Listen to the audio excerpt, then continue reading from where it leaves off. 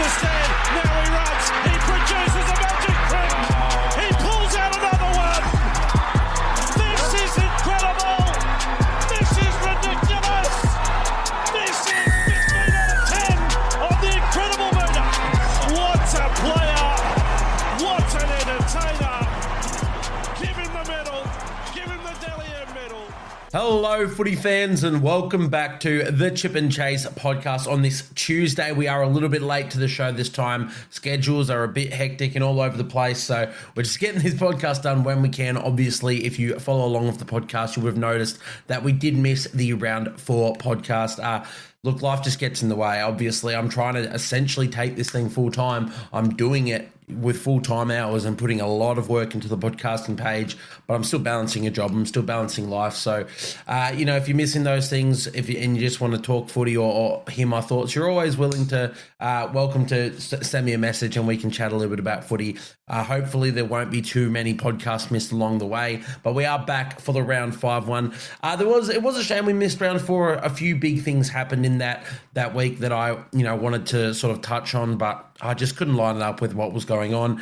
Maybe we'll be able to touch on them a little bit, later in this podcast. But for now, we're going to jump straight into the first game of round 5, which of course was the Canberra Raiders defeating the Cronulla Sharks 24-20.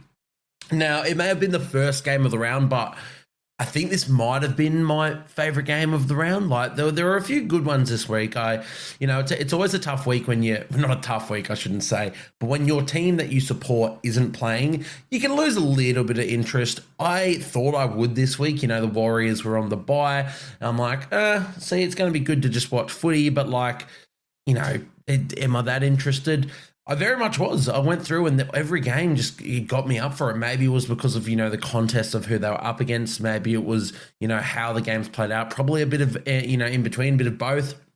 But yeah, I really enjoyed this game between the Raiders and the Sharkies. And as I said, the Raiders coming away 24-20 winners. Now, of course, I tipped the Sharkies. I think most people out there probably did. I wasn't super confident, but I was confident that they'd get this win. I hold the Sharks to be a top 4 team this year. Now they've dropped a couple games on the trot, I should say, and I'm getting a little bit more worried about their credentials. Meanwhile, the Raiders, they are, they started the season really strong, then they had 2 pretty poor performances in a row. I mean, I guess that Cowboys performance they could have very much won, but it was the Manly performance that it was really poor. Of course, the sin bin and whatnot came into play there, but then they've come back and they've got this game against the Sharks and they were tremendous. They did their typical thing of just getting a team into an arm wrestle and saying, righto, let's see how long you guys can go with us. And it's just, that's how the Raiders should be playing footy. They've got a forward pack that, in times past had been able to bully every forward pack in the competition. And while it's still one of the better ones in the comp, I think teams have sort of caught up and leveled that out. But there's something about their gameplay. It's something about the way that Ricky Stewart coaches them that he can galvanise this unit and get them to get everyone down to their level. And I'm not saying down to their level as a negative, but the way that they play their footy is not as expansive as, other teams in the comp, though they have been playing some expansive footy. For instance, their last try, which, we'll talk about that now. What an incredible game-winning try. We've been quite early to crack on and say that we've already had some of the tries of the year, so early in this competition. That Raiders try, the Sebastian Kris try to finish the game in the 78th minute and win them the game, just incredible. And I guess that plays into that whole, I was just saying that they don't play that expansive style of footy, but they can. It's at the depth. Obviously, you're going to throw it around as much as you can, but they threw it around and they got the results, and it's just a hard thing to defend. And a lot of people have been quite negative on the Sharkies because of this game. And, I started this off by prefacing that I'm getting a bit worried about them. I think this is the game that they should have won. It's not like they were up against a poor unit. The Raiders are a good footy side. But, it came to the 2 minutes before the game finished that the Raiders scored the try to win them the game. And it was a hard try to bloody defend. There was so much going on. I don't really know how you defend it. It was just desperation from the Raiders. And if they don't score that try, the Raiders lose, the Sharks win. Is there much said about it? I'm not sure there is, but in saying that, maybe there should have been. I think a Sharks win may have glossed over how not average they were, but just not elite they were in this game. Some of their tries, the Brenton Nikita score, I think it was his second try just before halftime. He scored that with just kicking the ball about 3 times and just getting a bit lucky. Not lucky as per se, but it wasn't a structured try, and that got them ahead and whatnot. There were no tries scored in the second half, so both sides equally as good in defense, but average in attack in that second half. So if the Sharks got away with the win, I think, there wouldn't have been many questions. But at the same time, I think a lot of the questions that are being asked are just a bit over the top, a bit silly. Every single week, it's Nico this, Nico that, and it blows me away. Now, I didn't think Nico was, fantastic in this game, but I also don't think Trindle was, and I'm a big Trindle guy, and coming into the season, I really liked how they played their footy. It's weird that in the preseason we sort of spoke about how it seemed like the Sharks had been given a directive that Nico Hines would get the right-hand side of play and Braden Trindle would get the left, and they'd control the respective players to each sides of the field. And, they'd come across each side of the field, every now and then to create plays. But I think that was the best way to play it when you've got 2 essentially halfbacks running the team. Now, it would then come on Blake Brayley to know who gets the ball out of the 2. But I think Blake Brayley is a good enough player and he's been around the game long enough to know who deserves it, and he can identify which side actually has the better attacking space. So I liked the way that they were playing. They seem to have been getting away from that a bit. It seems like players are overcalling each other, and then, errors are coming off the back of that. And it's a bit of a worry for the Sharks, but I more so want to just highlight how good the Raiders were more than the Sharks being really poor. Because I don't think the Sharks were poor. They still scored 3 tries. They scored 20 points, and they had this game until the 78th minute. But they weren't fantastic, and I expect them to be a fantastic footy side. Into the standout players. Let's start over at the Sharkies while we're here. Obviously, you've got to mention Brenton Nikita with the 2 tries. There was that first one where he just carried 4 or 5 players across the line. And Brenton Nikita runs one of the best lines in the comp, maybe the best, but he's not the biggest second rower. He's a leaner version. He's not as tall, not as, bulky. He's fantastic at what he does. He's really starch in defense, but to carry 4 players over and just keep pumping those legs was actually incredible stuff, and not really something that you see. Normally you expect a Brenton Nikita to go through untouched, bang, scores a try. This time he was just carrying players over, and he was fantastic in doing that. And then, of course, the second try where he just, kicked it again to score the try. Bit of luck, sure. The Sharks had a pretty poor set leading into that. The fact that it found its way into Nikita's hands and he just, has a go at it. They score off it, and, you can't really take that back from them.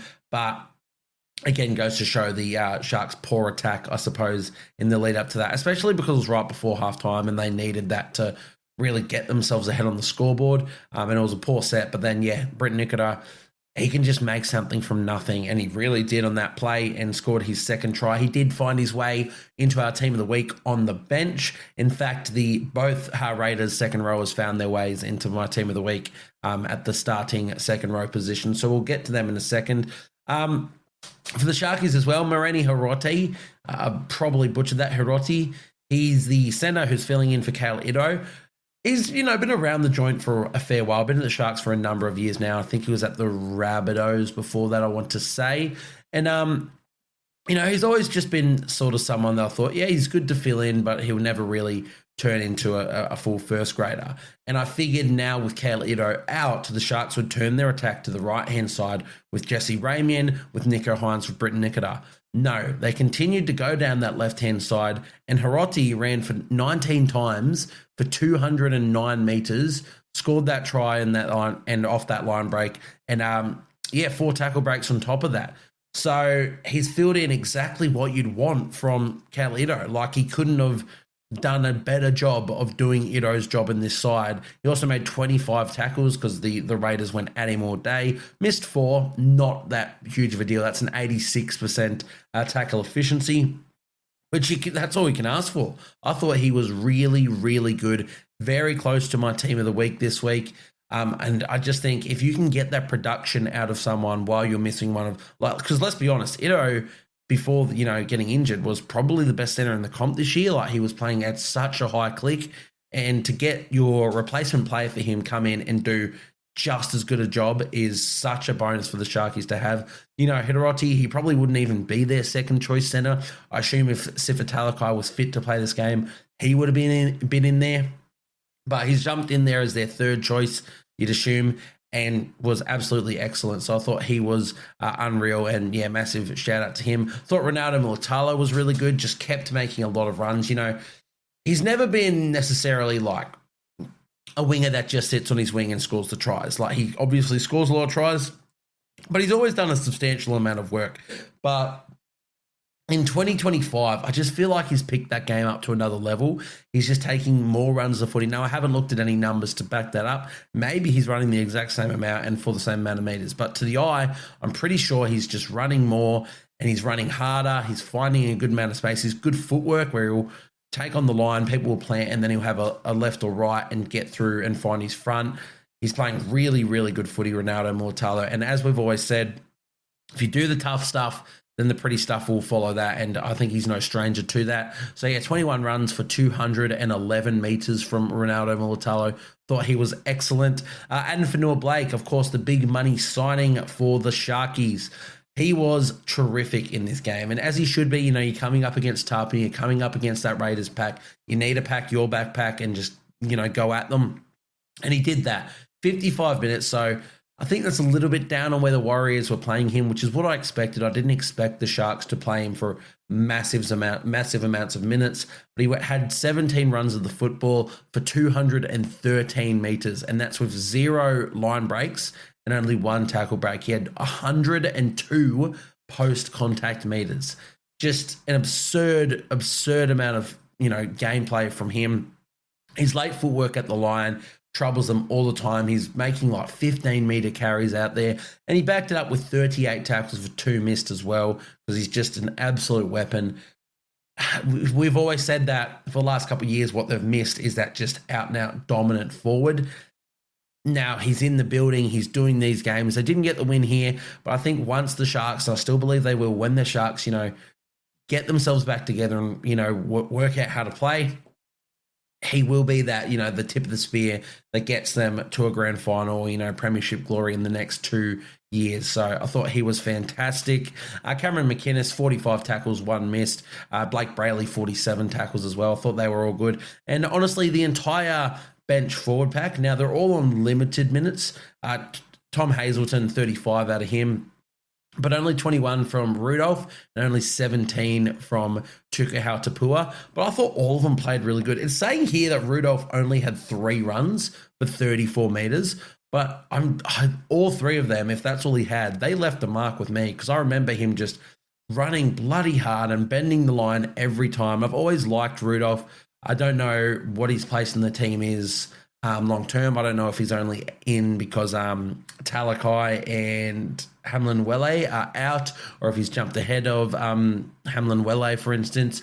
But I think he's a bloody good footballer, very underrated. I thought he had a down year last year, but this year I think he seems that he's picked it up again. I can't wait to see him just keep ripping and tearing. And Tukahau Tapua, 8 runs, 71 metres, and Hazelton, 8 runs for 101 metres from him. So fantastic stuff from their bench forwards. And that's what I'm saying. If you can have Adam do the really good stuff and then get these guys on to just continue that momentum, it's fantastic. We said that they need this dominant front rower, but the quality of their front row has always been really good. They've just needed that one that's a little bit better. But when he comes off the field, that drop-off doesn't really seem that impactful. Oregon Kaufusi, his numbers, if you look at him numbers-wise, they're never, top-end front rower. But you need to look what he's doing on the field. Like, his play-the-ball speed, the ability for him to find his front is just insane. I love watching Oregon Kaufusi do his work.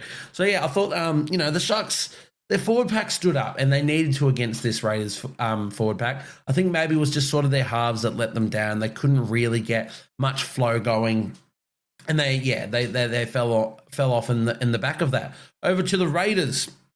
Let's start with the man of the moment. That was Hudson Young. Of course, did get a sin bin in this one, which he's no stranger to, but I'll tell you what else he's no stranger to, tries. Another try double for Hudson Young. Just, he loves them. He stiffs them out whenever he can.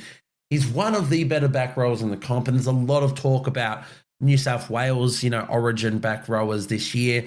Homoli Olakau'atu, Preston before he was, Jacob Preston in general, Dylan Lucas before he was injured, all of these players.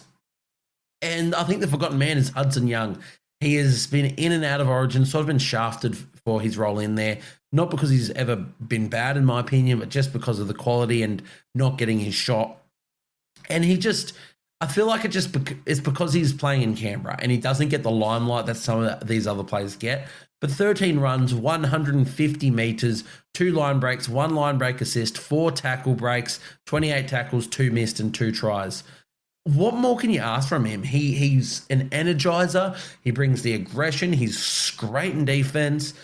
And he has these attacking plays in him. I think he's such a good footy player. As a New South Wales supporter, if we picked him, I would be more than happy to have him in our side. I thought he was excellent out there today. And as I said, he did make our team of the week.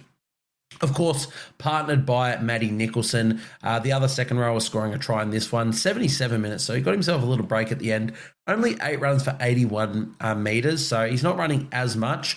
But again, every run that he's making is impactful. He runs a damn good line already. So young and so early into his NRL days, and he's doing amazing stuff already.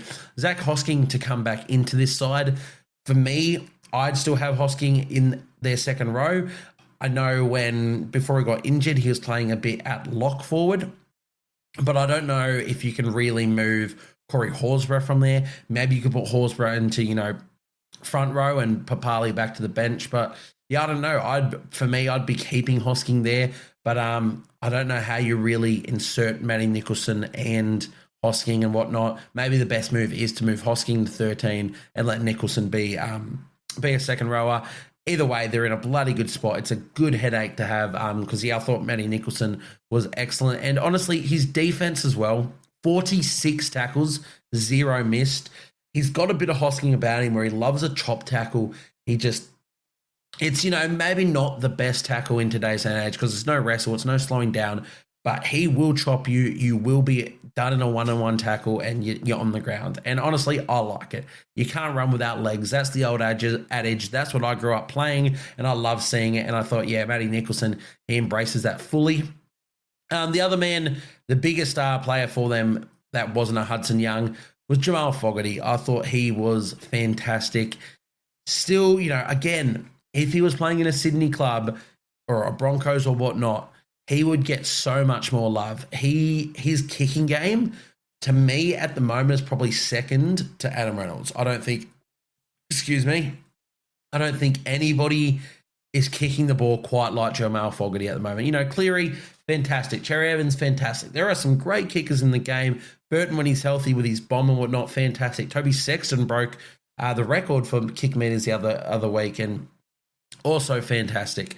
But Jamal Fogarty, the way he strikes them, he's so good and it's so underrated. It's such an underrated part of footy and he just does it to a T every single time. He genuinely gave the Sharks back 3 nightmares. There's the one that I remember he put up, pretty sure it might have been the one he juggled as well. He caught the ball and sort of juggled it, almost dropped it and still got it away to his boot for a monster kick.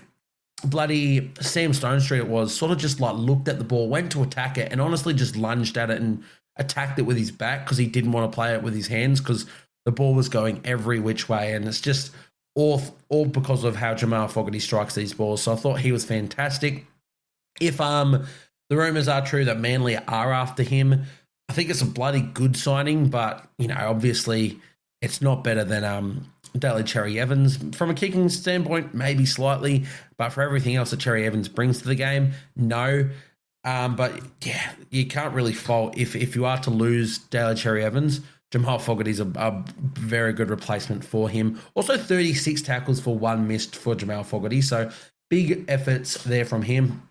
And lastly, the man I want to mention, oh, I won't say lastly, we'll go through this man, and then there's one more man that I really want to talk about. But Joseph Tarpany, the captain, back in these sides after his suspension, 18 runs, 156 meters in the middle, 5 tackle breaks, 5 offloads from Tarpany, and 43 tackles for 0 missed.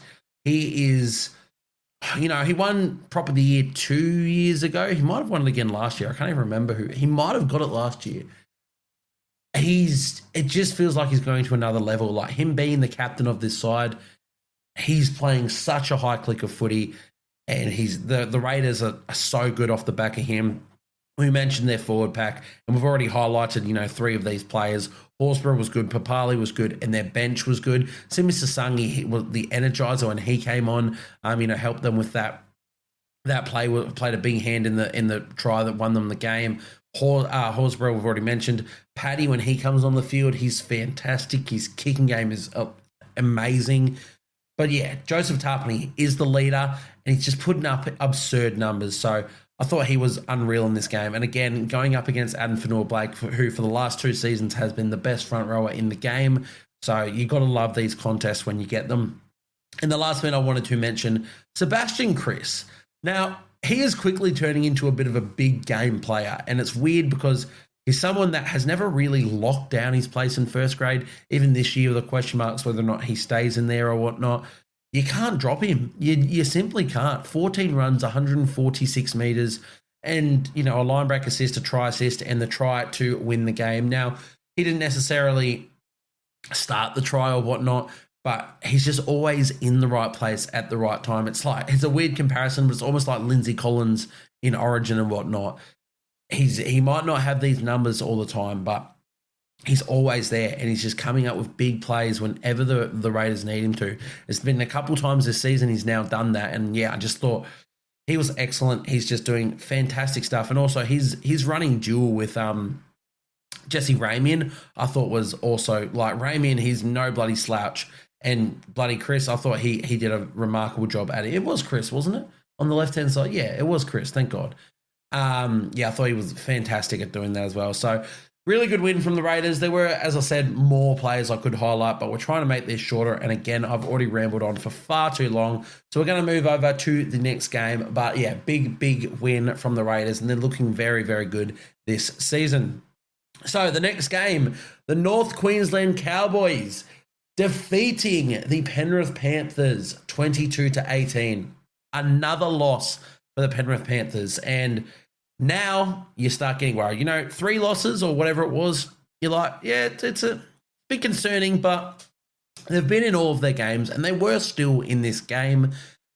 But it's just, in fact, they very much could have won this game if it wasn't for a dummy pass by McLean. If he gave that ball to Jenkins, they win the game.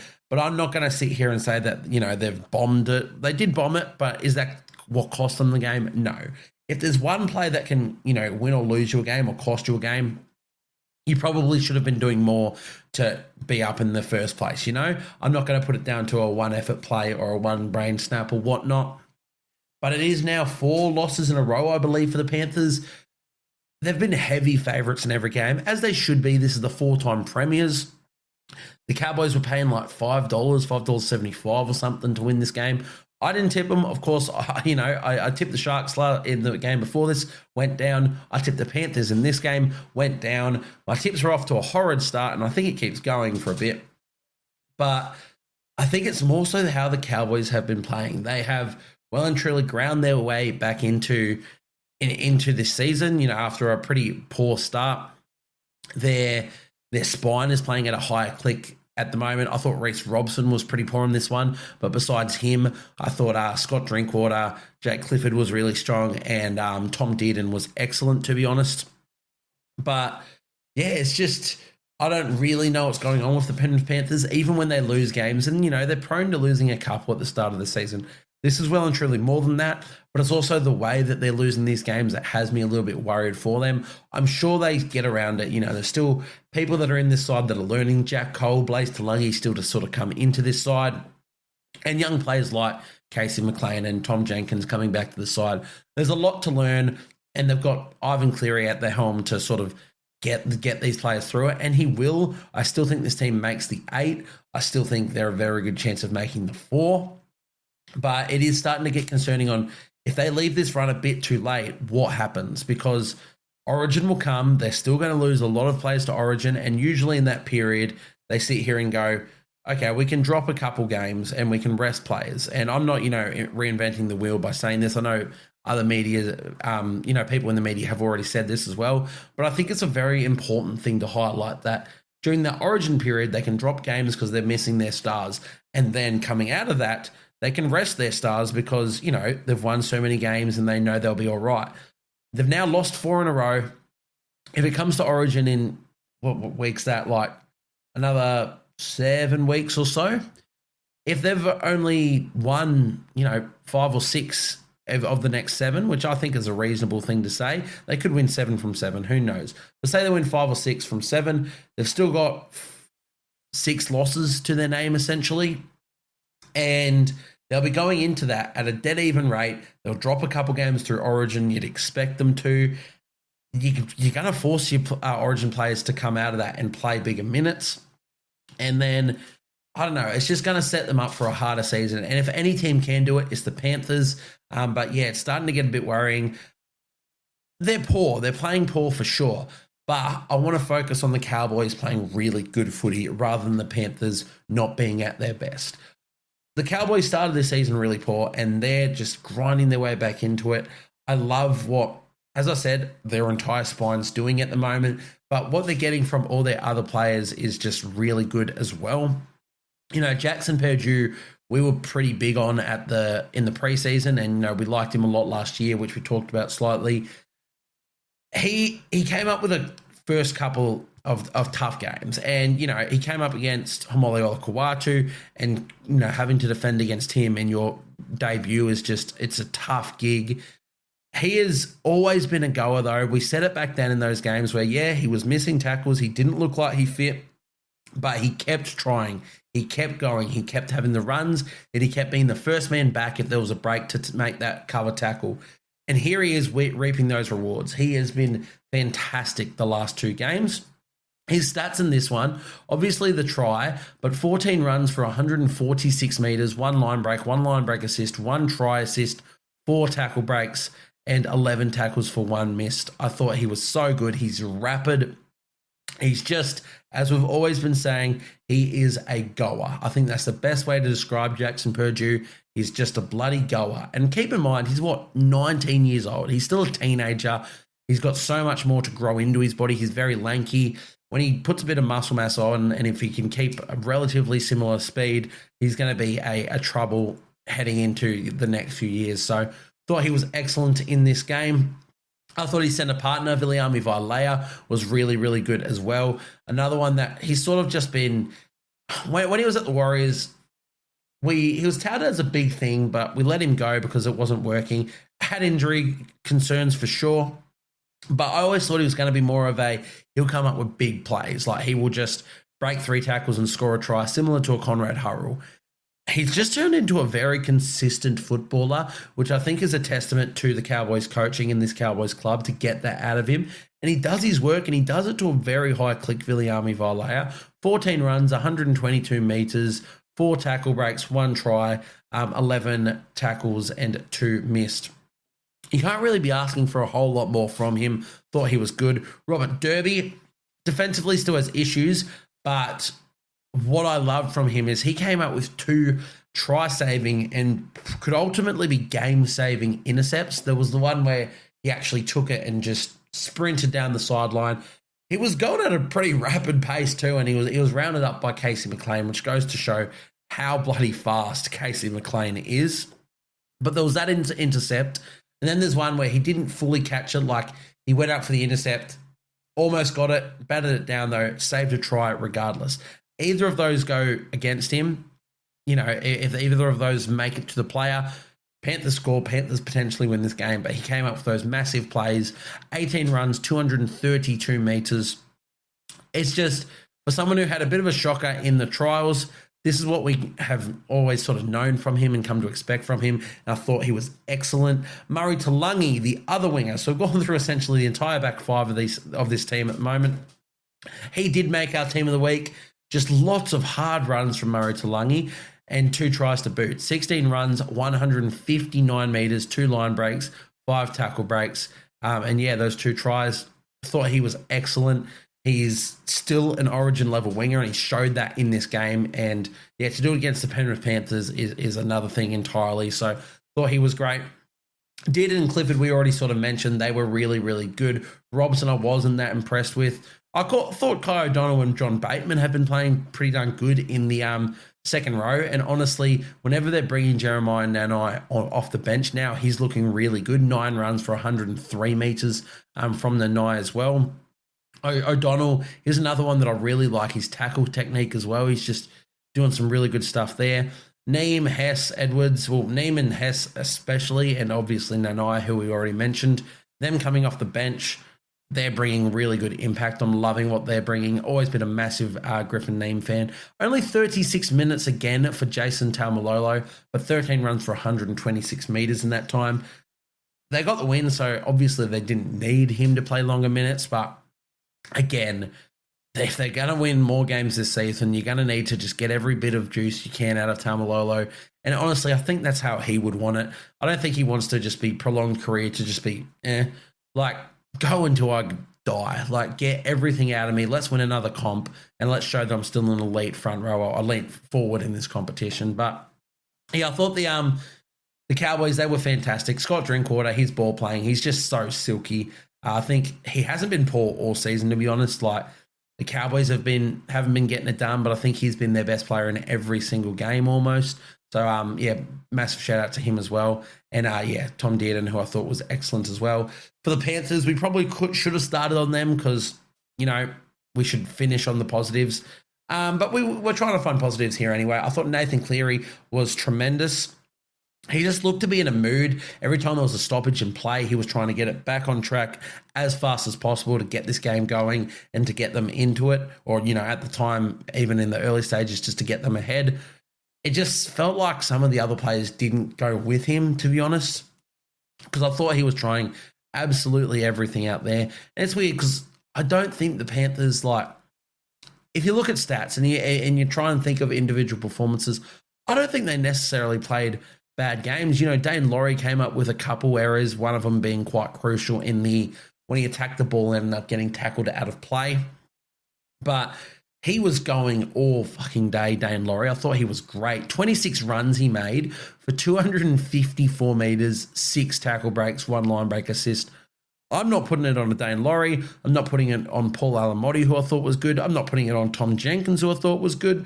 Like, I'm not putting this loss on many players at all. But as a team, something's not clicking, and they need to figure it out pretty darn fast. Yeah, I don't really know how else to put it. As I said, Jenkins was good, 166 metres from him. Paul Alamotti, 165. Jenkins also 2 line breaks, 1 line break assist, 1 try assist. Alamotti scored. Did he score? I believe no, they took it away, but he almost scored just an unreal try. I think he's a better centre than he is winger, but God, the way he can dive for a corner is better than 99% of wingers in the competition. He is insane. And besides all that, I thought Isaiah, as per always, to be honest, just tried his bloody heart out. 22 runs, 173 metres, 1 line break assist, 1 try assist, and 41 tackles with 0 missed. So, holy, Liam Martin missed 10 tackles in this game. That is a tough old gig. Yeah, that's very much down to what I expect from Liam Martin. But yeah, that's sort of where we'll leave it for the Panthers. It's probably good at this point that they are, it's not good, that's not the right way of saying it, but they're not going as well. So it's not the same as going every single week, oh, Panthers were good, let's move on. I think you can dive into the Panthers more and more, and I think it's going to be really interesting to talk about them once they get it back on track and to see what the changes were and what not. But right now, everybody's just saying they're not doing so well. I'm not going to spend too much more time on that. We know that they'll sort it out, or I'm all but certain they'll sort it out.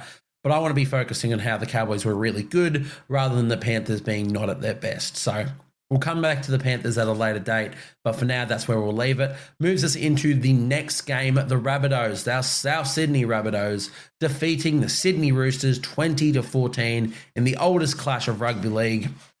And this one was killer because I tipped the Roosters. So I'm now 0 from 3 in the tipping for the week, and obviously we'll get to the rest. I thought they were maybe not the better team. I thought it was a really good contest. But I was pretty confident, like, essentially all the way through that the Roosters were going to win this game. And then they didn't. And, it was Latrell Mitchell coming up with that pass to Isaiah Tass that won the Roosters the game. And what a pass. Latrell Mitchell, say what you want about him, but he comes up with the big plays in the big moments. Didn't make my team of the week, and I've seen him in a few team of the weeks, and that baffles me a bit because I don't think he was, all that great in this game. But what you can expect from him is for him to come up with those big plays, and he did exactly that. Especially since the Rabbitohs were without they were missing who they were missing. Cody Walker injured with a hamstring injury. The other halfback, Jamie Humphries, injured with a hamstring injury, and they lost Michaeli Ravalawa with a hamstring injury. So they were decimated coming into this game with already missing a few troops, and then to lose your first and second choice halves. And your winger, who's already your second or third choice winger, like they were decimated. And the Roosters, they're obviously missing theirs, but they've been missing their players all season, so we can't really harp on about that. We've got to stop using that as an excuse for the Roosters. But another good clash, another enjoyable game of footy to watch. I tell you what, just mentioning those injuries, how is it that every single time these clubs, go up against each other, half of their teams end up bloody injured? I'm pretty sure the Roosters lost a couple in this game that I'm struggling to remember, but I know there was injuries. Regardless, it's just every single time these clubs go at it, it's the worst for their seasons. It's probably good to get this clash out of the way early, because if you do this late in the season, as we've seen before, you lose everyone and it's just over. But yeah, enjoyable game. As I said, I thought the Roosters bordering on the better side. I thought they played some decent footy. With the Rabbitohs, they clawed their way back into this, and especially with all of the losses that they had, it's insane to sort of think about how they were even able to do that. And you just got to give them massive, massive raps for that. I thought Jaden Sullivan, this was it could have been the start of his redemption arc in this one, coming off the bench, and then it ended up being a masterstroke to have him there, because as soon as you lost Cody Walker and Jamie Humphries, he could just play the game. And he came up with the try assist to Jai Gray when he broke through the line there and found the inside border Jai Gray, who of course as well is just continuing to put up insane numbers. Like, let's just have a look at his 257 metres again from Jai Gray. I think he's leading the Dally M's, as he rightfully should be. We've got team list coming later today, in the afternoon. I assume Latrell moves into the halves maybe, or Jack White moves into the halves. I think you just leave Jai Gray there. Or if even, the thing with Jai Gray is I'd be happy to have him at 5'8" as well and just move Latrell back to fullback. They have options. It's obviously not ideal with all the halves they're missing right now, but no matter who they put in there, I think it's going to do a bloody good job. But more than just his run meters, it's his cleanup work in this game. Jai Gray was just fantastic as well. Every time there was a kick, he was there. He was saved numerous attacking opportunities just through his effort. And as I said, he got through the 257 metres, but they were a tough 257 metres. They're always coming out of his own end and just going through right into the fist of the Roosters forward pack. He's such a good player. And we've said it again, once you do the tough stuff, if you get through all that, the highlights will come. And he couldn't have been a more perfect example of that than him doing all this tough work and coming up with a try to get the Rabbitohs right back into this contest. So love what I'm seeing from him, and he rightfully should be the Dally M leader at the moment. Who else for the South Sydney Rabbitohs? Tavita Satola. So good seeing him back, starting in this side now and getting through 53 minutes, scoring a try, 16 runs, 139 139 meters from him. The injuries that he suffered last year were almost career threatening. He could have been out of the game forever, but to see him back and playing at such a high click is so good, and they're going to need that for him. him getting himself back in the starting side is what they need. He's one of the better front rowers out there. And I think a lot of people have sort of forgot that because of his injuries. But if he's going to play at this level for the rest of the season, the Rabbitohs are in a bloody good spot as soon as they get their players back, to be honest, because he was unbelievable. Their second rowers, Kaloa Matangi, Iro, got through exactly what you expect from them. And that's just, if they're getting through exactly what you want from them, and they're very different second rowers, how they go about their business, but what they bring, if they're doing that down to a T, you're setting yourself up for a good bloody game, and they did exactly that. And Lachlan Hubner, again, straight back from his suspension, 62 minutes at lock, 11 runs, 86 metres, 1 line break assist, 1 try assist, and 37 tackles for 4 missed. He's a bloody good signing. Obviously, I'd assume he'd be on bloody peanuts to get him across, to give him that opportunity, and he's just going about it so well. Now, I don't think Cameron Murray's meant to be back this season. If he is, it's meant to be quite late. So probably can't win a premiership without Cameron Murray. I think he's that much of a difference maker for this side. But, you know, Hubner, he couldn't be doing much more from him, to be honest. I thought he was excellent in this one. Over to the Roosters. Let's start with James Tedesco, because I thought he tried absolutely everything to, you know, inspire his team to victory in this one. 22 runs, 240 metres, 1 line break, 10 tackle breaks from him, and didn't miss a tackle. Defensively, he was actually really, really good, Tedesco. Not that he's ever really been poor, but I thought he was exceptional at the back there with his positioning and defence. He just kept going and kept trying, and just, I don't know what it is, but I don't even want to say people aren't getting on the back of him, because I am seeing players play good. It's just not working for the Sydney Roosters. And look, I don't want to be someone who bags players, but Chad Townsend had a very, very average game in this one. And as I said, I feel sorry for him, because he wasn't meant to be. He's been thrust into a position he shouldn't be. You know, Sam Walker's meant to be the halfback. Chad was just meant to come here and give his experience, and he's got a lot of experience. He knows a lot about the game. You can see that in, you know, the way he operates his social medias, and go and watch and listen to that stuff. He's a very smart footy player. He's won a premiership. He can bring so much to Sandon Smith and to Sam Walker, and to the other young guys, Jake Elliott, Hugo Savala. He can bring a lot to them. But it's getting clear now that the NRL's a level above him. I assume this will be his last year in the NRL anyway, but I feel a bit sorry, because he shouldn't be there starting halfback, and he's getting a lot of scrutiny for it. And some of the stuff that's being said is just ridiculous, and people genuinely need to pull their heads in. But he does deserve criticism. I don't think anyone's, you know, devoid of criticism. Everybody's allowed to be criticised, and he was very poor in this game. His kicking game, that's all they really need from him. If he can just control the game with his kicking game and defend well, they can get wins. But his kicking game has been really, really poor. I'm hearing rumours that he's probably going to be dropped today when Teamless Tuesday comes out.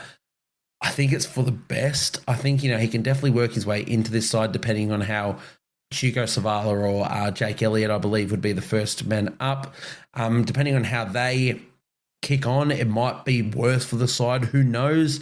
But I think at the moment you've got to drop Chad back a bit, because it's just not working. As I said, a lot of stuff being said about Chad Townsend, genuinely atrocious, and people need to wake up to themselves. And I'm a massive Chad Townsend fan. You know, I loved him when he was at the Wars for his couple of stints. He's a premiership winner for the Cronulla Sharks. He's done a lot in this game. And when he came to the Cowboys, he brought a lot to them as well.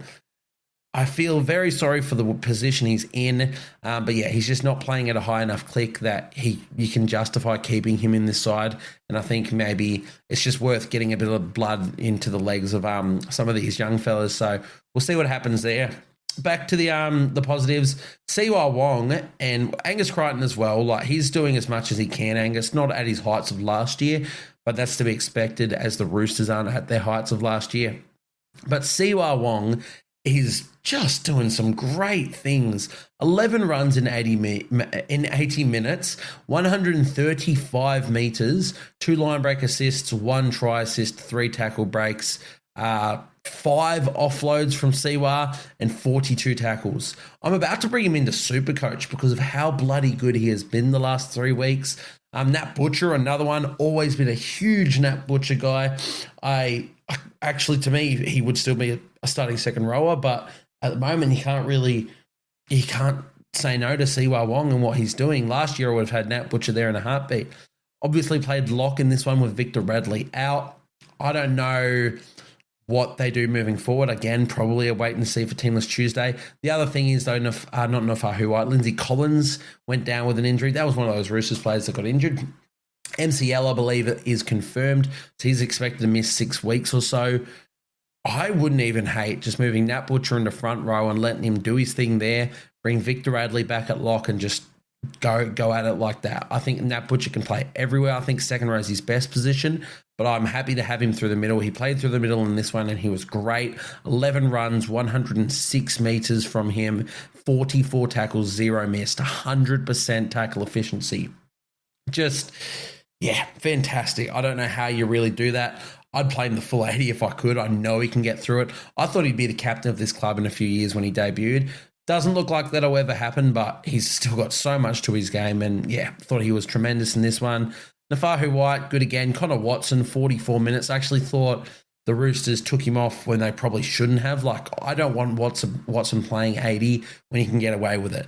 But at the moment, the Roosters can't get away with it. And I think when they took him off, I'm not saying it's all Zach Docker-Clay's fault, but it's just coincided with Docker-Clay coming onto the field and Watson coming off that the Rabbitohs scored their try and won the game. They ended up getting Watson back on for the final couple of minutes, but it was sort of too little too late at that point. But I thought he was bloody good when he was out there, and he's still got so much left in the tank. Beyond that, yeah, look, I don't think it was an abysmal performance from the Roosters. From what we know of them this year, I thought they were solid. They did their job. They didn't get the win, and they're going to have to learn from that. I don't know where they go from here. As I said, Chad Townsend would be a dropping I'd be making some changes there.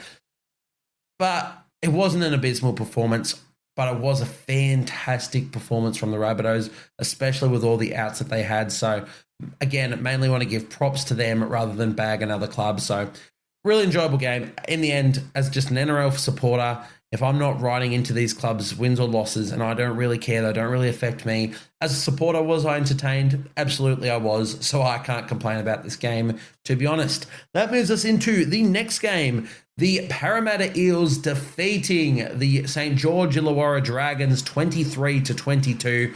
Getting off the nudie run, that is their first win of the season. And guess what? Another incorrect tip from me. I tipped the Dragons. I thought the Eels would be up for it. You know, with all the matchups that were sort of in this one, I thought this would be the game they'd get up for. But I've had a lot of belief in the Dragons this year, and they keep letting me down. You know, last week against the Storm, I thought they'd go close, and they got the win. This week, they let me down again. And it's again, taking nothing away from the Parramatta Eels.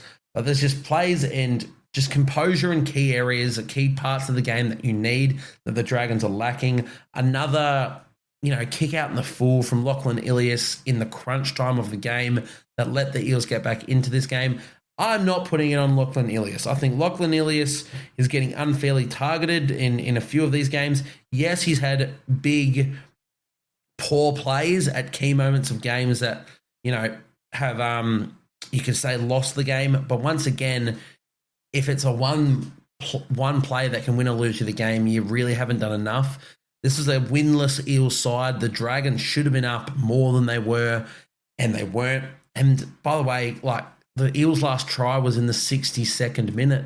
You still had a lot of footy to play to ascend the scoreline and to win this game, and then to kick a field goal to win it in extra time. There were so many opportunities. It's not Lachlan Ilias' fault, in my opinion, but it is for sure I think it's an experience thing. They've got Ilias and Kyle Flanagan in the halves at the moment, and they're just missing a leader in there. Both are playing solid footy. Like, I don't think either of them are playing poor. Yes, there have been poor moments from both of them, but I think more or less they're playing good for 90% of the games. And then it's just those 10 minutes of each game where it's like that can cost you games. But again, you need more from the rest of your side. They shouldn't have been in a position to lose this game. I think they're a better footy side than that. But in the end, they lost. And I don't want to say that it's a really poor performance from the Dragons. I don't think it was a good one. But again, it's the Parramatta Eels being up for the contest. This was the game that they got up for. They needed to get up for it. They were desperate, and it's always dangerous when you come up against a team that is desperate. There's a lot of narratives in this one. Clint Gutherson against his former side, Zach Lomax against his former side. It was always going to be a big clash. And once again, as a neutral viewer watching the game, it was a great clash to watch. I enjoyed it a lot. I just feel like Dragons fans, I'd be disappointed in my team. I'd want more out of them. And especially because I'm holding them to maybe a higher standard than most. I like the Dragons. I like the way that their team's shaping up, but it's not clicking fully at the moment. They're gritty. And once again, there were periods of this game that they just defended their line on repeat for like 3, 4, 5 sets in a row. And I'm like, shit, they've got through all that. They go on to win this game. And they just didn't. The Parramatta Eels kept turning up. They kept scoring in a few different ways. And he couldn't have written the narrative. He couldn't have written the story any better than Zach Lomax being the man to pop that field goal and sink his former club. Now, Zach Lomax did find his way into my team of the week at centre. There might have been some other centre performances that could have arguably been better. But for me, it is that big play. It's a bit different to the Latrell Mitchell big play because Zach Lomax had a great game for the entire thing and, of course, came up with the game-winning play against his former club, and that elevated him in. Latrell Mitchell had a very average game for the entire game and then came up with the game-winning play against his former club, which elevates him, but not to a team of the week, in my opinion. While that's the difference between Zach Lomax making my team of the week, I thought he was great. Once again, just doing everything, working so hard, ended up playing a lot on the wing in this one, and I believe Jason Riles came out and said that moving forward, Zach Lomax is going to go back to the wing. It's his best position, and I think especially when it involved moving Will Penasini and whatnot, they've got Bailey Simonson to come back in soon. I think they'd sort of settled on Simonson being a centre moving forward. So when he comes back in, you'd assume they're better for the run. Penasini and Simonson, good solid centres. Penasini's still, I'd argue, a better centre. But then you've got Lomax doing all the work and doing the great stuff at wing where he's an Australian-level winger. And then you've got the speed of Adokar on the other wing, who, of course, scored his first try as well in this one. Let's start with the standout players for the Dragons. Clint Gutherson, you've got to say it, like, there was a lot of narratives in this game, and for a lot of it, I thought it was just going to be Clint Gutherson goes to show his, puts the bird up to his former club and say, fuck you guys, you made a mistake in telling me to go. And it's going to be master bit, maybe Riles is going to be sitting there in his decision to let him go by being, haha, we got the win. And in fairness, Iongi, which we'll get to, had a terrific game. So, there's not taking anything away from him. But Gutherson was excellent. We mentioned that period of defense. A lot of that is just Gutherson barking orders. But, of course, 2 tries from him in this one, 19 runs, 157 metres, 4 line breaks, 2 line break assists, 1 try assist, 7 tackle breaks, 8 tackles, 0 missed. Defensively, he's one of the best. Effort areas, he probably is the best. And he can still come up with these great plays. He is, and I'll say it, an elite fullback in our competition still, just because he's not as fast as a Tom Trebojevic or doesn't have the flashy stuff. He has his impact on a game almost as much every single game. I thought he was terrific, and I wanted him to win. I wanted the Dragons to win because I feel like it would have been vindicating for him. Didn't happen, not to be, but you couldn't have asked for anything more out of Clint Gutherson across the park, to be honest. Valentine Holmes, I thought, had his probably best game for the St. George Illawarra Dragons. 19 runs, 160 metres, 1 line break assist, 1 try assist with that offload to Gutho. Tui Pelotu doing his stuff again. Another try from him, 20 runs, 159 metres. And their forward pack, again, just doing solid work. I like what they get from DeBell and I like what they get from Sewer. I think Luciano Leilua has been a bit quiet this year. I thought Clemmer was good in his first couple of games, and I thought he was still fine in this one, but actually played a lot less minutes than I thought they would get out of him. In fairness, they probably don't need him playing massive minutes, but I actually like the signing of him to the club. I think he's been really good for them, but he was good. The big one for them is how much they're investing in their young players. Hamish Stewart, 37 minutes off the bench. Dylan Egan, 54 minutes off the bench. And Toby Couchman at prop, 69 minutes again. He's getting through insane numbers at front row. 15 runs, 135 metres. 3 tackle breaks, 3 offloads, 40 tackles, 1 miss. I don't know how long they can keep getting that out of him, but he is not your prototype front rower. He's a lot leaner. He's probably got a bigger motor. I think you can get it out of him, but you don't want to overwork him that much. But yeah, he's doing some great things, Toby Couchman. Once again, though, only 35 minutes from Jacob Little in this one, which is better. I want minimum 40 minutes a game from Jacob Little. The good thing in this game is they did finally do the whole, Little and Cook on the field at the same time. But Little's the best hooker in the conference in that team.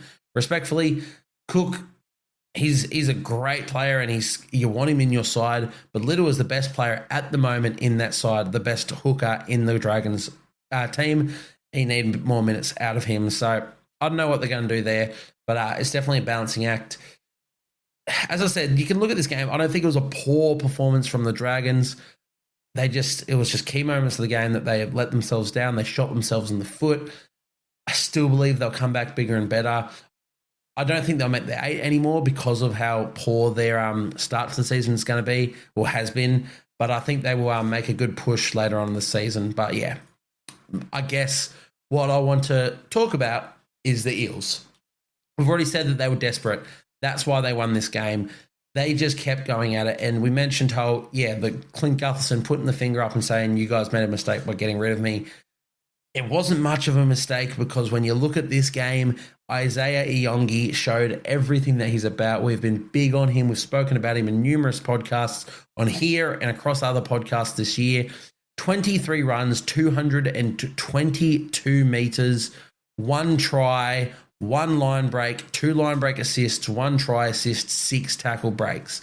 He is a weapon of a player. He's got so much to his game and he just goes at it all game long. I love him. He's such a good player, I loved what he did in this one. Zach Lomax, obviously we mentioned him in our team of the week. 20 runs, 188 metres, couldn't miss off the boot, 4 tackle breaks, 1 offload, 7 tackles, 2 missed, and the field goal to win the game against his former club. And you've got to see the emotion of how much that meant to him in the post-game.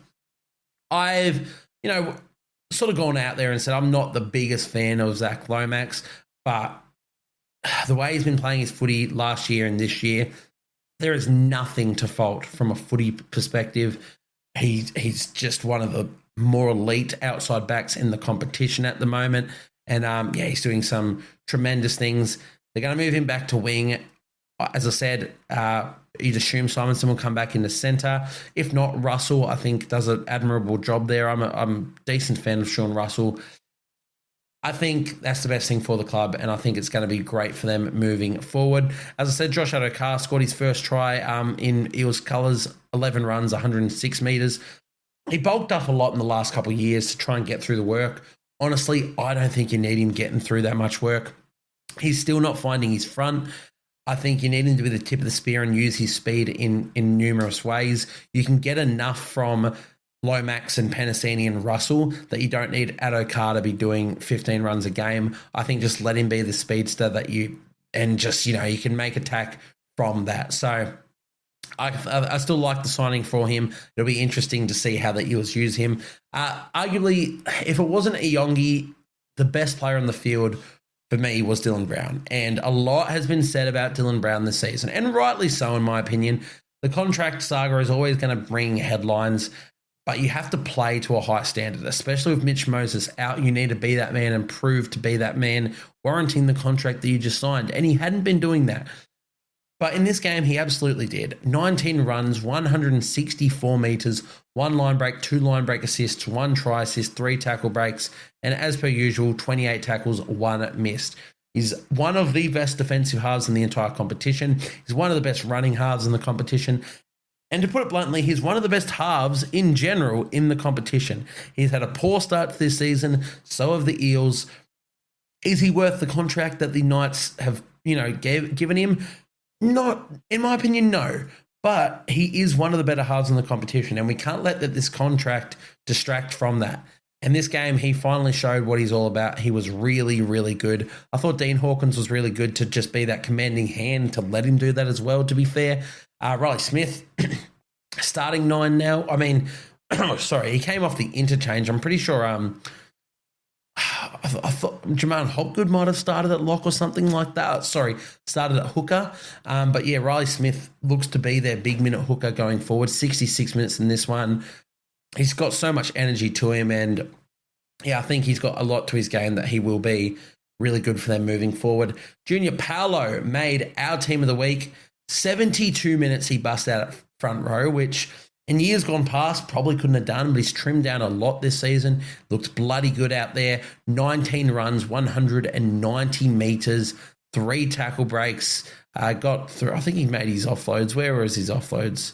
3 offloads. And where's his tackles? 28 tackles for 1 missed. Made our team of the week. I've always been a huge fan of Junior Paolo. Loved what he was doing last year before he got injured. And now in this year, it's been a tough slog. And hopefully you don't want him playing 72 minutes a week. But if the Eels can turn this around, I don't think they'll play finals, but they've got Mitch Moses to come back in.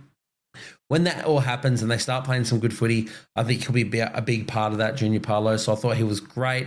And Kidione Katonga, the second rower, I think he's Fijian, but I'm all but certain he's Fijian. They brought him over from the Bulldogs last year. He was really good in this one. Scored a try, 15 runs, 129 metres from him as well. And also Dylan Walker, indifferent start to his club debut, but there were a few errors in there, a few bad passes, but he just kept going at it, and I think he's exactly what this team needs. So I love seeing Dylan Walker. I mean, I hate seeing him in their colours because I wish he was still at the Waz, but I think he's going to fit in very, very well at this Eels side. Yeah, as I said, guys, I enjoyed this game from a footy perspective. I loved watching it. Dragons weren't at their best, but the Eels, they were at their desperate best. They were at the peak of their desperation, and they're a dangerous footy side to come across. Nobody expected this team to be a spoon team this year, in my opinion. We thought they had enough class in this team to make something of it. It hasn't turned out that way, but these are the games where you can see why we all thought that they have that potential to be more closer to the 8 than to the bottom, in my opinion. And I think as the season progresses, we'll see more of these sort of games. So I thought they were really, really good. Let's move on to the next game. We've been going for way too long already. So we're going to try and go through these last 4 games as quick as possible. The Titans going down to the Dolphins, 36-10. The Dolphins picked up the points in this game. And finally, we got a tip right here. We tipped the Dolphins. Not many people were. I just feel like this Titans side, without Keanu Keaney, without Kieran Foran, I'm worried about them. I like the way that they're going with their halves, but I think a lot of that comes off the back of what Keanu Keaney can do for you. And Jalen DeGroot, he's a good young player, but he's not the 300 metres of running every game that Keanu Keaney does. He's not the energizer of their team. And it's just making it a bit harder for AJ Brimson and Jaden Campbell to really, insert themselves into the game off the back of that. And then there's going to be games that, of course, that means they're not going to get the win. And the Dolphins, they just came out and played their best footy of the season. You guys know I've been decently high on them. I haven't thought they have been a 0-4 side. I thought they've actually been solid in all of their games. I don't think any of their games were really poor. So I've always believed that they can get back into this. I think a lot of people just sort of tipped based on the fact that they were a 0-4 team, but I have a lot more faith in this Dolphins side than I do the Titans this year, which sucks because the Titans are my second team. I love the Gold Coast. I love their branding. I love their exciting style of play. I want them to succeed, but I just have too many concerns there. And this game sort of exposed those concerns. The Dolphins were just, they executed their game plan so well to attack every part of the Titans that you've got issues with. And I thought they were excellent. When it comes to standout players for them, Daniel Saifiti was very unlucky not to make my team of the week. I probably should have put him in there, but honestly, he slipped my mind when I made my post. He scored a try. He had 60 minutes in this game, 17 runs, 149 meters, 3 offloads, which were quite crucial as well, and 35 tackles. He was quite poor last week, in my opinion. So for him to come out and have this game and show why they signed him, I think is so, so big for him. And if he's going to continue having performances similar to this, they're going to go a long way because the Dolphins need that in the front row. You know, Felice Kofusi, thought he was really good in this game as well, but not exactly your meter-eating forward that you need. And he's currently their other front rower. They're desperately missing, what's his name? The Broncos player, I was going to say Gilbert, but it's not Gilbert. Gilbert was missing in this game, wasn't he? Oh my God, why can't I can picture him. He's got like the sort of cherry blonde hair. Tom Flegler. Thank you. They're desperately missing Flegler. I hope we can see him back this year or next. But yeah, you're going to need Daniel Saifiti to step up in his absence, and he did exactly that in this one. Felice Kofusi as well, 15 runs, 133 meters in 52 minutes, I thought was really good, and we know his defensive capabilities, so massive shout-outs to him. I thought their second rowers were really good. Max Plath is just, I don't know, I don't like him at second row. I think he's a much better lock forward, but he's making a bloody fist of it. 7 runs, 74 meters, another try, 44 tackles and 1 missed. He's good. Kilikefu Finafuiaki scored a try, I believe. No, sorry, Lemuelu came off the bench and scored a try in his place, I'm pretty sure. But yeah, Finafuiaki's doing good stuff. And their bench I really like as well. Ray Stone, God, he's a good footy player. His defense is, he knows how to attack in behind the ruck as well. His running game is not as bad as people sort of think, but his defense is elite. I thought he was great. Farnworth did his thing with 158 meters. The Hammer came back and scored a try about time. 17 runs, 190 meters, 1 line break, 1 try assist as well. That's the thing that we said about Hammer early in the season, I think in round 1 or even in the preseason, that he's getting his running game back up to where we want from it. It's not just the Ferrari. He's getting through work. 17 runs a game is where I want him to be doing, but he's also adding that passing game to him. It hasn't worked out for the Dolphins so far this season, but I don't think the Hammer's been bad in any of those games, and he's just got so much about him that he's going to be such a dangerous footy player. So I thought he was excellent in this one. Jermaine Asako as well with his try, didn't miss from the boot, 17 runs, 156 meters, 2 line breaks, 1 try assist, 2 tackle breaks. So many performances to really enjoy in this one, and I haven't even mentioned Isaiah Katoa. The halfback ran 23 times for 193 meters from the 20-year-old halfback. He just said, righto, boys, go with me, and he went at it. He's such a good footy player, Isaiah Katoa. We mentioned a couple podcasts ago that he's gone from being one of the best young halves in our competition to straight up one of the best halves in our competition.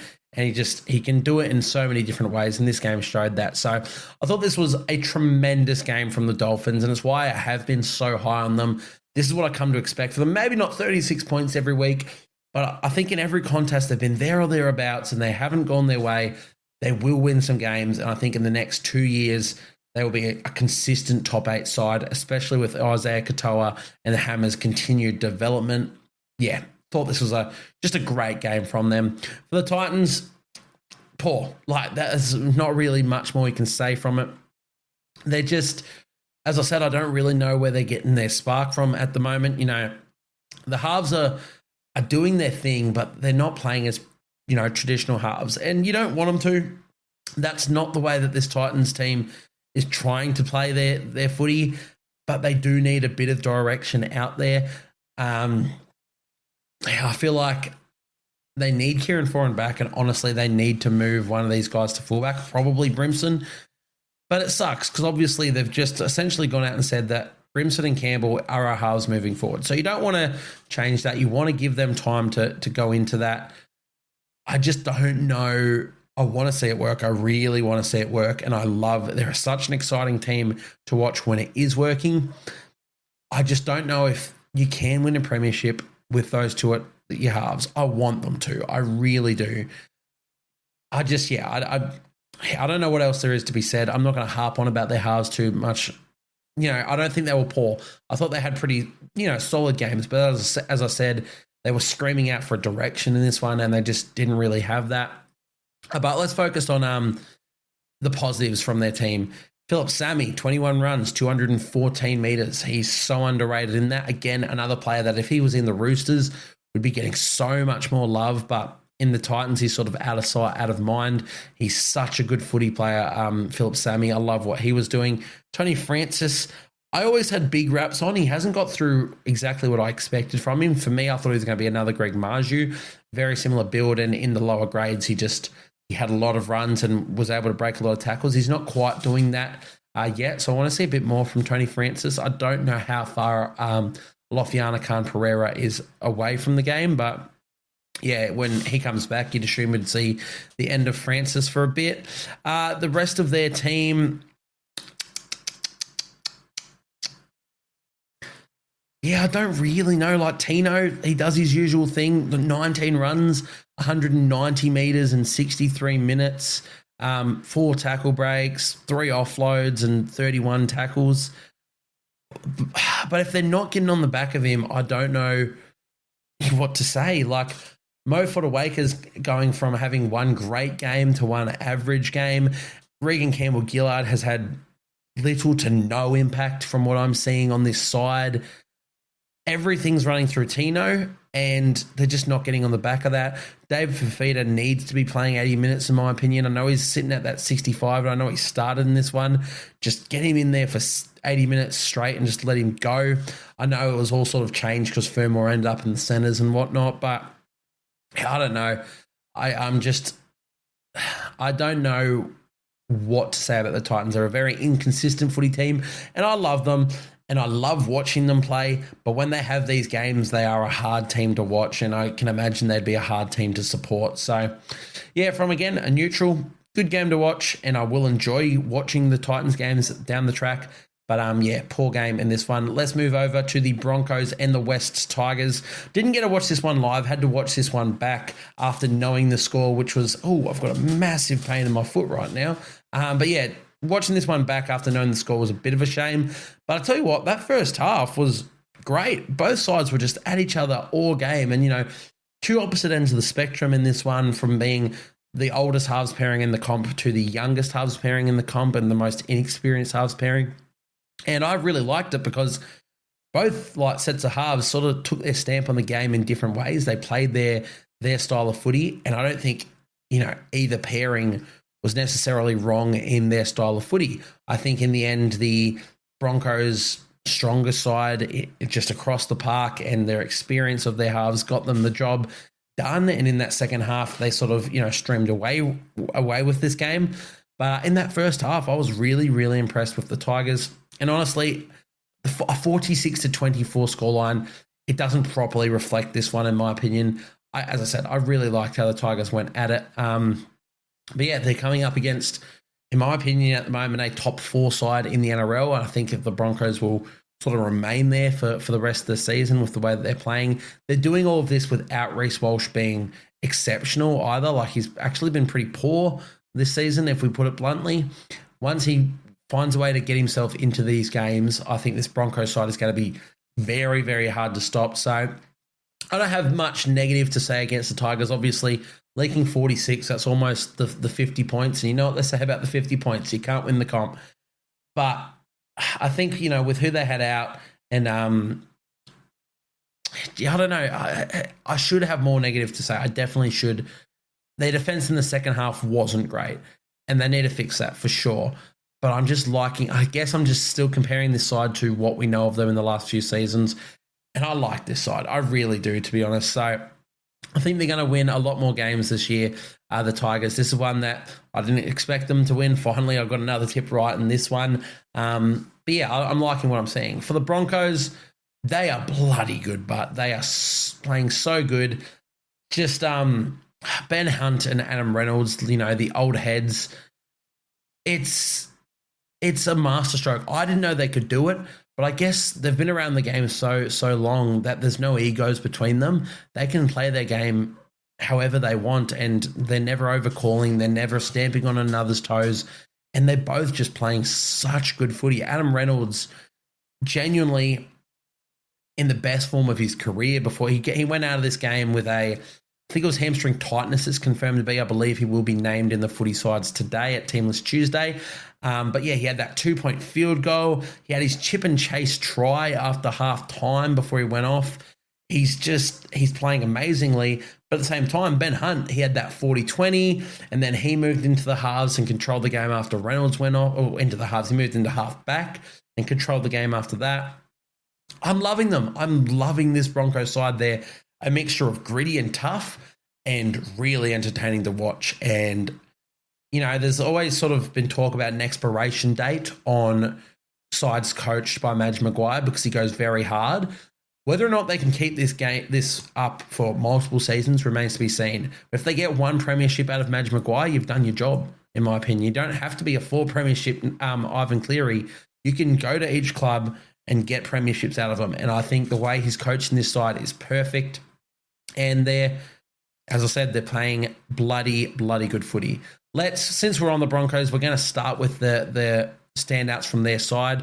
Gemma Shibasaki, spoke heavily. Actually, I missed last week's podcast, so I had all my notes and then didn't get to speak about him. But amazing last week. We made our team of the week. He was incredible. But he was given, the start this season mainly because of his defense and his effort areas.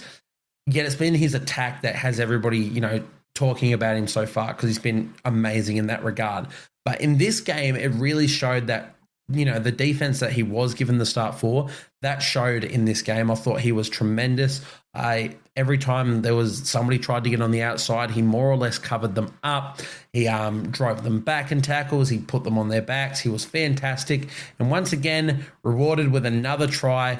10 runs for 83 meters. So again, this is the attack area. This is what the numbers I expected to see from him, around that 100-meter mark and just making his tackles. But again, finds himself another try as well, Gemma Shibasaki. He has been a coaching masterstroke by Madge Maguire. He's been one of the best centers. It's not even a hyperbole. He's been one of the best centers in the competition so far in 2025. I thought he was great again in this one. Xavier Willison coming off the bench and scoring 2 tries. This is another one. Obviously, the scoreline helped, so they didn't need to play Payne Haas for massive minutes. But when you've got Willison coming off that bench and Corey Jensen as well, who was really good, but Willison coming on and scoring for 2 tries and keeping the momentum of Haas going is just exactly what you need. And it meant Haas only needed to play 51 minutes in this game, which was a little bit of a shame because the biggest thing that I was looking forward to was the front row duel between Payne Haas and Pat Carrigan and Terrell May and Fanua Pole, who have been on fire.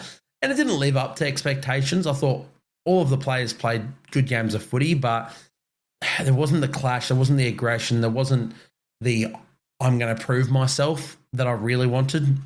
But none of them played bad. And in the end, the coaches aren't really giving a shit about that. The coaches are here to win footy games. That's not on their minds. That's just what I wanted out of as a supporter, as a watcher of rugby league. But alas, Xavier Willison made our team of the week, of course. How can you not, with scoring 2 tries off the bench, 11 runs and 80 meters as well.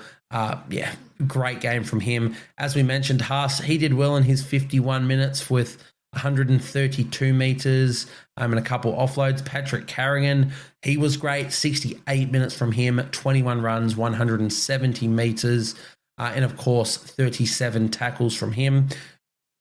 And of course, let's talk about Corey Paix again because I love talking about him.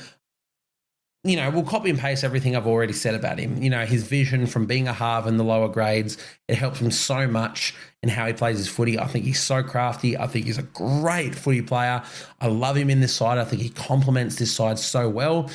But that play that he did to put Willison over for the second try was genuinely insane. I had to watch it like 4 times. I had no idea what had happened. And every time I watched, I'm like, what just happened? He's such a good footy player, Corey Pakes. And, if there's 100 fans of Corey Pakes, I'm one of them. If there's one fan of Corey Pakes, it's me. And if there's no fans of Corey Pakes, it means I'm long gone. I don't know if there's many players who like Corey Pakes as much as me, but I really, really rate him as a footy player. Look, as I said, everyone can get a shout out in this game and probably deserved it. They got a great win. But I don't want to spend my time on everyone. We're going to be talking about the Broncos, I'd assume, each and every week because of how good they are. So I'm sorry, Broncos fans, if I missed or, whatnot, a player that you wanted to talk about and wanted me to talk about. But as I said, we'll get to them in other games throughout the rest of the season. For the Tigers, however, as I said, I don't think they're poor. It's a really hard one. They leaked 46 points. It's definitely a bit of recency, maybe not bias into it. But when you consider where they were the last few seasons to where they are now, I can't say that this was a poor performance.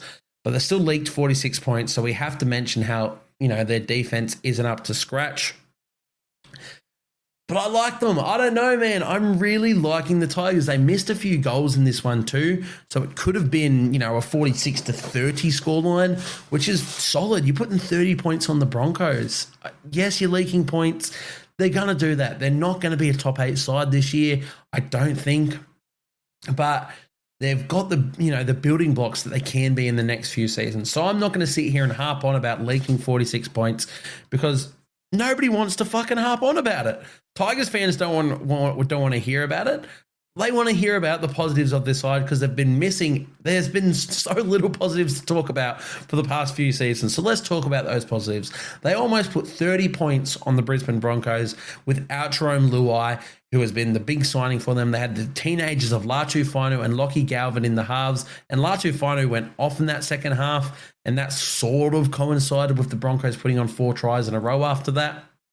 So I don't know. I like this side. Latu Fainu and Galvin looked good. Galvin's still doing his crabbing across field a bit too much and running plays out of space. But again, I just like how he wants his hands on the footy all the time. He had 29 runs of the footy, Lockie Galvin, 123 metres. So it's not like he was averaging a gazillion metres a run, but he just keeps going at it.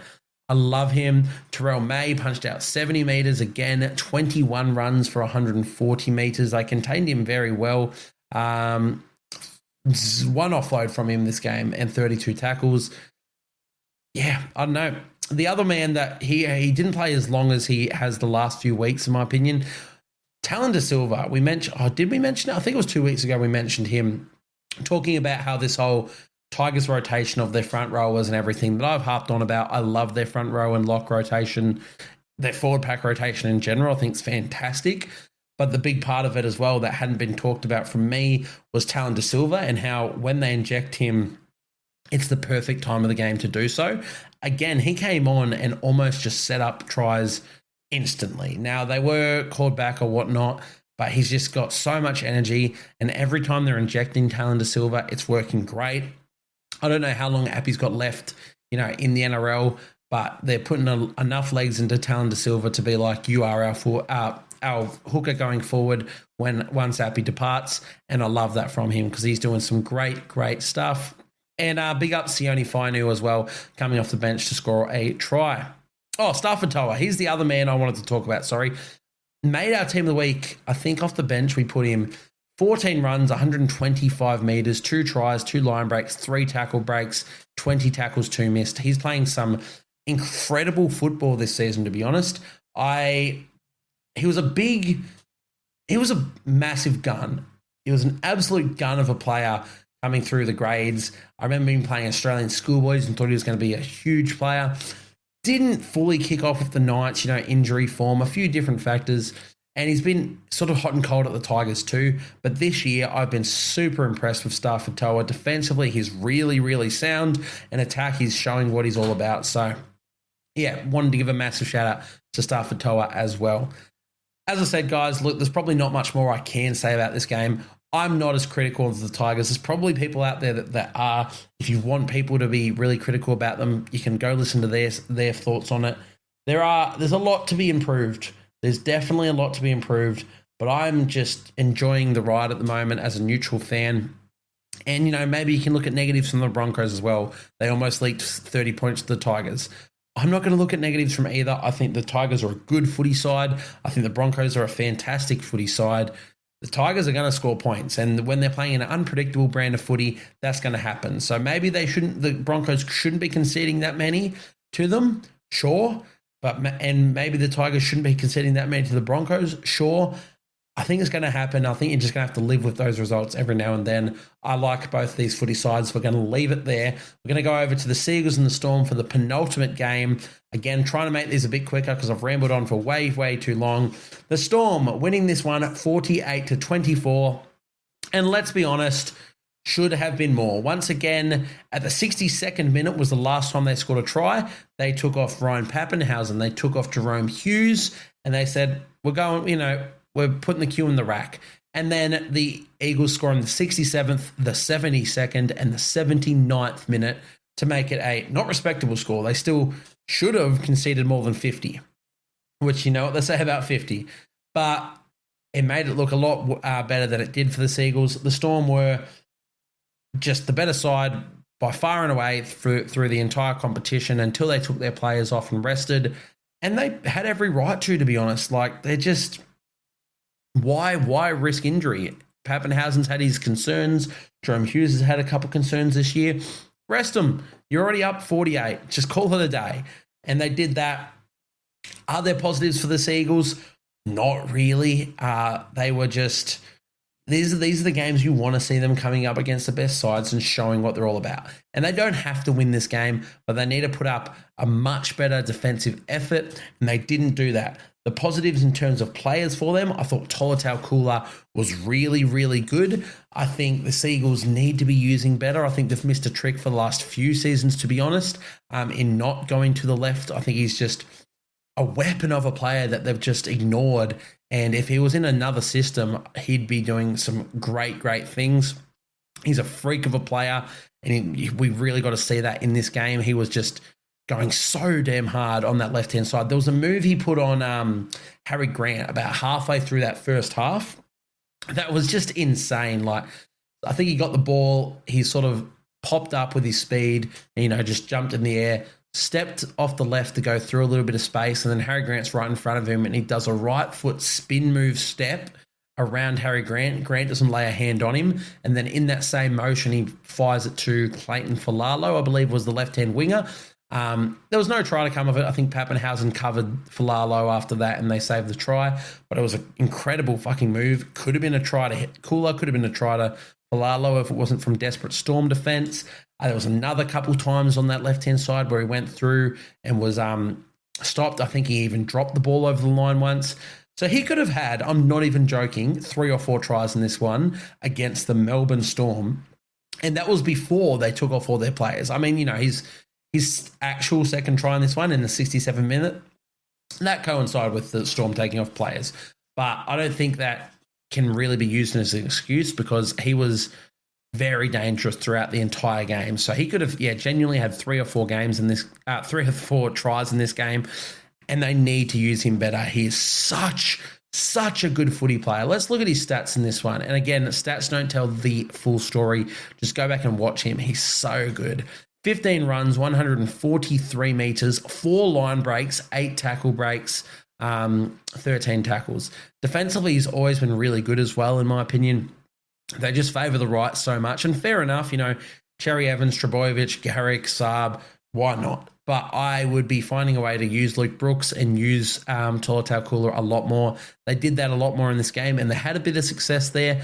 It was just their defense and everything else that sort of let them down everywhere else as well. So, in terms of standouts, Tolo Kula was by far the best for the the Seagulls. I thought Clayton Falalo, again, we've been big on him for a long time, just always doing just really good things. He made that break on the left-hand side, I believe, then fired like a 40-meter bloody try, not try, he fired a bloody 40-meter pass over to the right-hand side to Garrick after that line break, and I believe it ended up leading to a try. I actually can't remember.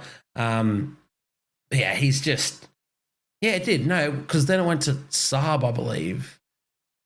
Anyway, he's a great footy player. He's an attacking weapon. He has been in the younger grades for a long time now.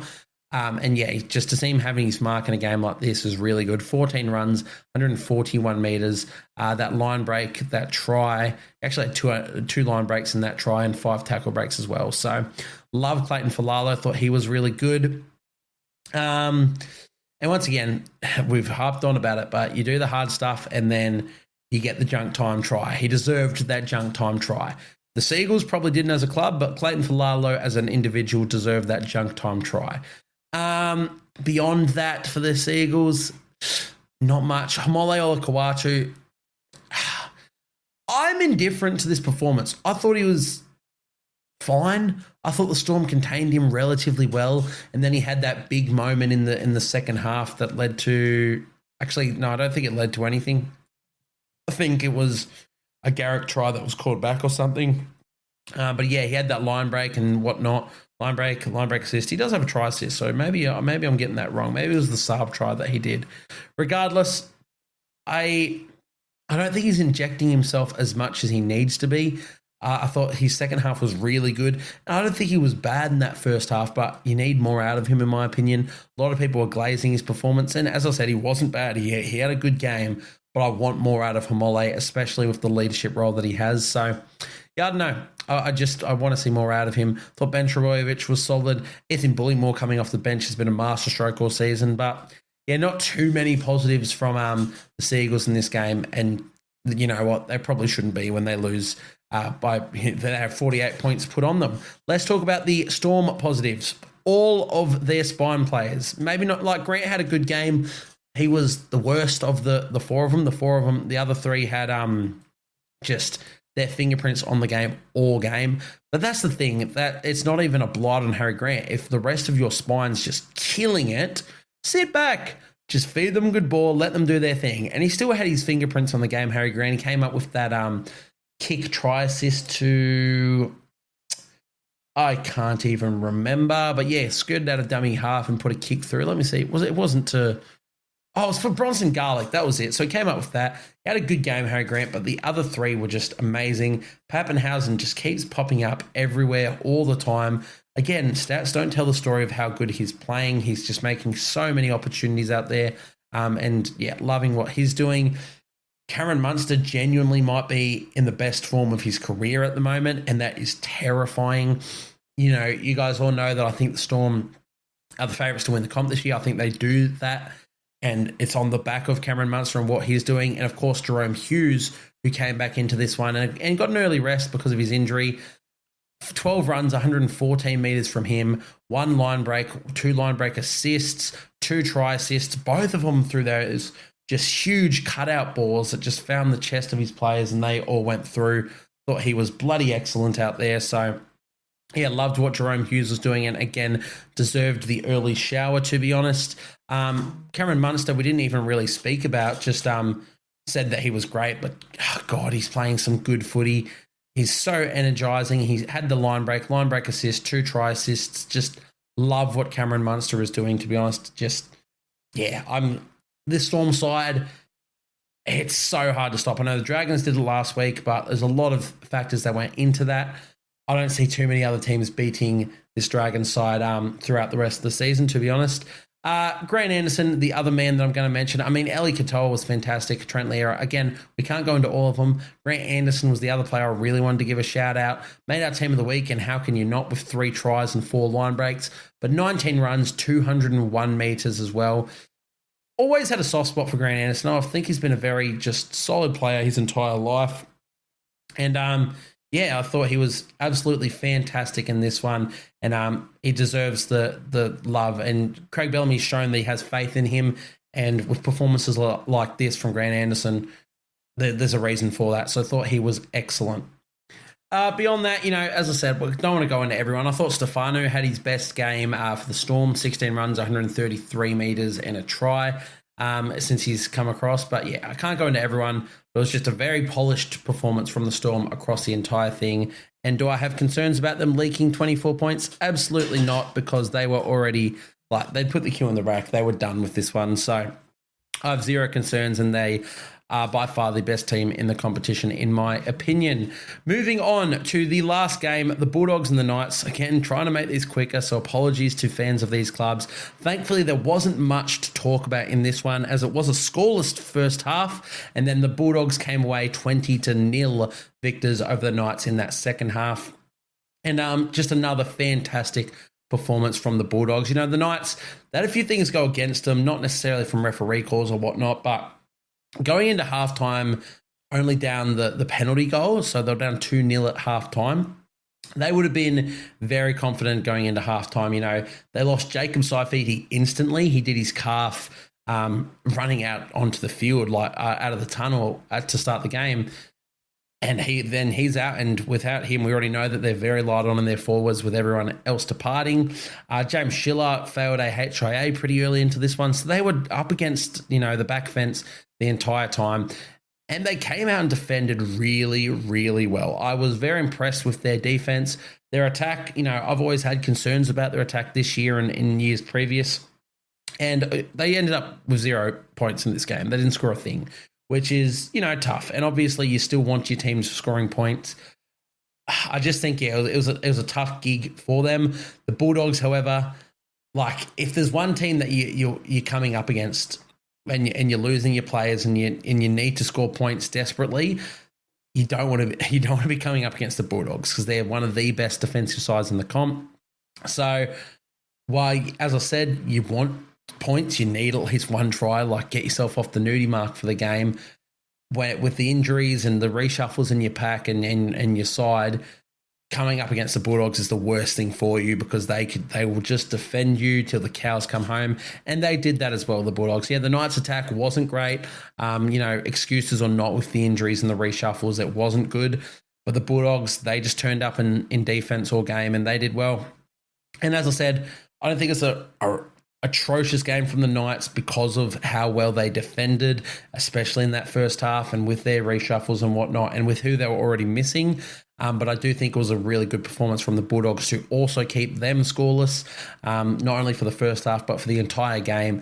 And in that second half, they went about their business. The Knights, they grinded. It seemed like they used all of their energy in that first half. And then as soon as that second half came around, the Bulldogs were like, we've got you. And they scored off the back of that. And that's what the Bulldogs are really, really good at doing. Josh Curran scored very early into the first half, followed up by our favourite Jack Todd, a man that we were super high on in the preseason, super high on in previous, years previous. He is the prototype sort of forward that you want in your teams nowadays. Prop sort of lock, ball playing, hard running. He knows exactly when to do it all, and he comes up with big moments. Jack Todd is if I had to say I had a CBA, and this is, I know it's easy to say it now after his performance, but if I had to say I had a CBA before the season, it's Jack Todd. He is a freak of a player that we've been high on for so long.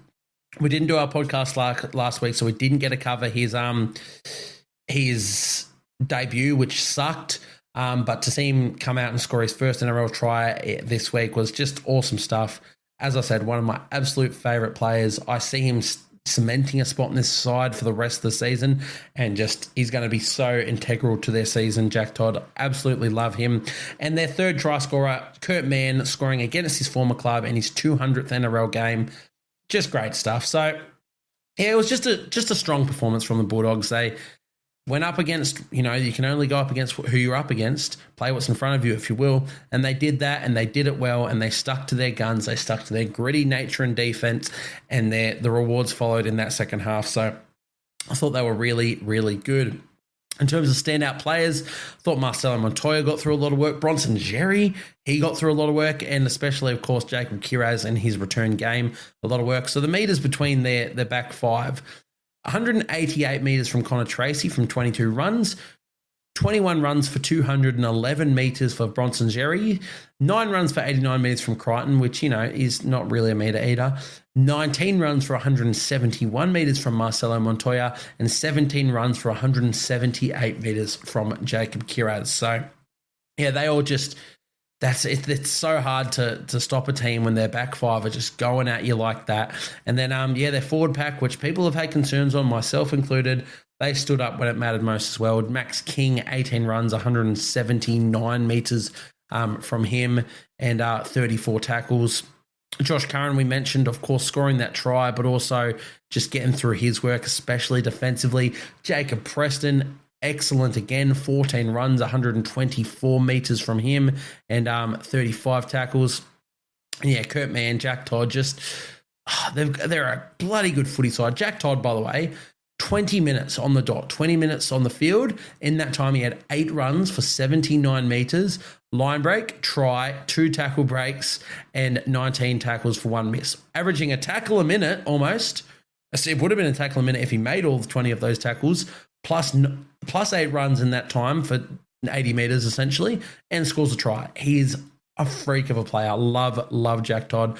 And honestly, probably the best player for the Bulldogs is a man that the stat sheet doesn't show it all, but Reid Marnie, I thought he was excellent. He controlled that game so well. And yeah, the stat sheet doesn't read it. I know he had the try assist and line break assist, but he's just...